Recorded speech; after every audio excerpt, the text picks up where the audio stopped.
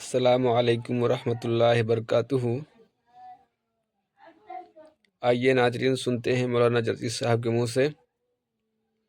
مولانا جرجی صاحب کچھ ہی سیکنڈ میں آ رہے ہیں اور آپ کو بتائیں گے پورے کھول کر من قبلکم لعلکم تتقون، اے ایمانو والو تمہارے اوپر رمضان کے روزے فرض کر دیے گئے جیسا کہ تم سے پہلے کے لوگوں پر فرض کیے گئے تھے۔ زیادہ سے زیادہ کمنٹ کرنے کی کوشش کریں گے۔ شکریہ۔ کیا اللہ تعالیٰ بھوکا پیاسا رکھنا چاہتا ہے؟ جرجی صاحب کے منہ سے کیا ایک مہینے تمہیں بھوکا اور پیاسا رکھ کر وہ پورے سال کا غلہ اور اناج کا اسٹور کر لیتا ہے؟ نہیں۔ مقصد کیا بتایا؟ لعلکم تتقون، تاکہ تمہارے اندر تقوی پیدا ہو جائے، پرہیزگاری آ جائے۔ روزے کے اندر اگر ہمارے اندر پرہیزگاری آئی تو ہماری عبادت قبول، روزہ قبول، ورنہ نہیں۔ روزے کی روح کیا ہے؟ تقوی۔ اگر ہمارے روزے کے اندر تقوی ہے تو روزہ قبول ہے، اور اگر تقوی نہیں ہے تو کم من صائم لیس لہ من صیامہ الا جوع، کتنے ہی روزے دار ایسے ہیں جو سمجھتے ہیں ہم روزے سے ہیں لیکن سوائے بھوکا مرنے کے ان کو کچھ نہیں ملتا۔ وَكَم مِّن قَائِمٍ لَيْسَ لَهُ مِن قِيَامِهِ إِلَّا سَحَرٌ، اور کتنے تہجد گزار اور راتوں کو جاگنے والے، شب قدر اور شب بیداریاں کرنے والے اور پوری رات عبادتوں میں گزارنے والے، وہ سمجھتے ہیں کہ اللہ کے ہاں مجھے اس کا ثواب ملے گا، حالانکہ آنکھیں پھوڑنے کے علاوہ ان کو کچھ نہیں ملتا۔ کیوں؟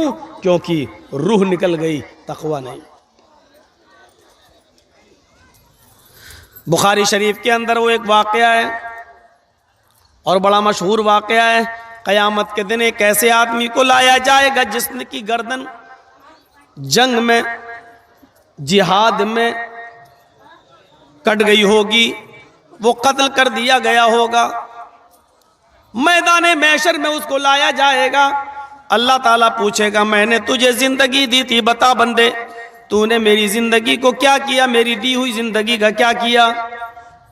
مسکرا کر کہے گا اللہ تو یہ سوال مجھ سے کر رہا ہے حالانکہ تو سب کچھ جانتا ہے۔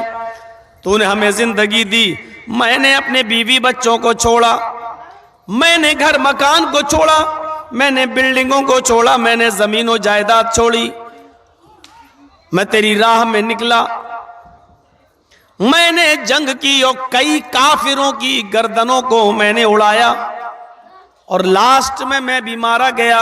اے اللہ تیری راہ میں قتل کر دیا گیا، تیری راہ میں نے اپنی جان کا نذرانہ پیش کر دیا، پھر بھی تو پوچھ رہا ہے کہ میری دی ہوئی زندگی کا تو نے کیا کیا؟ ادھر اللہ بھی جواب دے گا کذبتا، او میرے بندے تو جھوٹ بول رہا ہے۔